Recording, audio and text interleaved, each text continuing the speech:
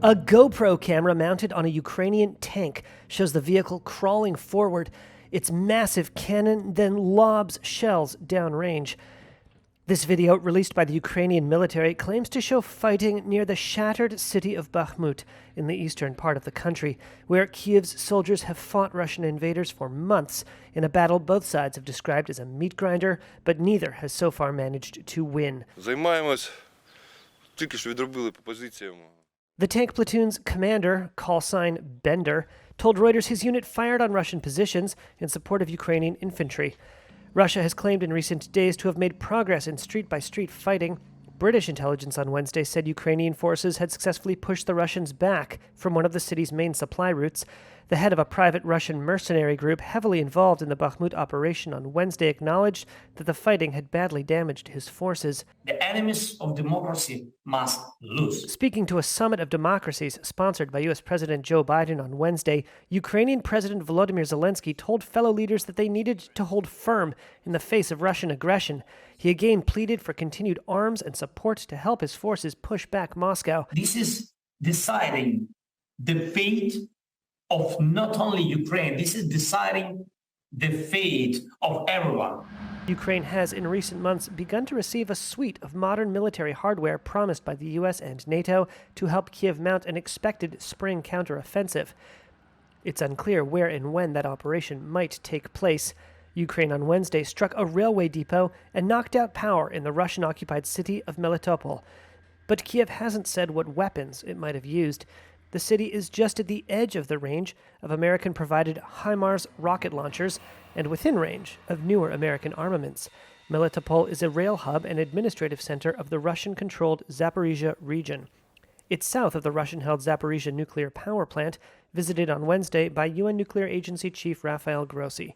It is very, very important that we agree on the fundamental principle that a nuclear power plant should not be attacked. Grossi has been pushing for a safety agreement between Ukraine and Russia to protect the facility. Moscow and Kyiv have repeatedly accused each other of shelling the site of the nuclear station over the past year. The sprawling Zaporizhia nuclear plant was a prized part of Ukraine's energy network and accounted for around 20% of national power generation before the Russian invasion. It has not produced any electricity since September, when the last of its 6 reactors was taken offline. Without it, democracy is hard work. The work of democracy is never finished. It's never laid down and that's it. All you have to do is it must be protected constantly. We have to continually renew our commitment. The enemies of freedom is always fresh. They don't. Ukraine knows what it is to fight for democracy right now, and let our experience of preserving freedom during total war help protect the free world. Each of your peoples. What you are actually seeing, this is deciding the fate of not only Ukraine, this is deciding the fate of everyone who is used to living freely.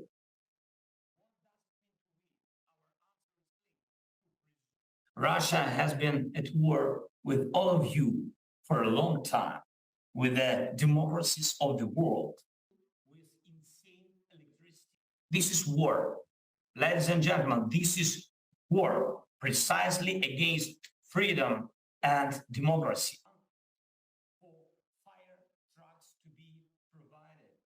Democracy must learn to be uncompromising in the face of evil. The spirit of democracy is to find a compromise, but this only works for internal freedom in a given country. We should get rid of the illusion that compromising with evil can give something to freedom. The enemies of democracy must lose. And only these can be the basis of true security for democracy. I visited our regions near the front line, and democracy needs a victory. Now, this year, not some other time, not over time, now.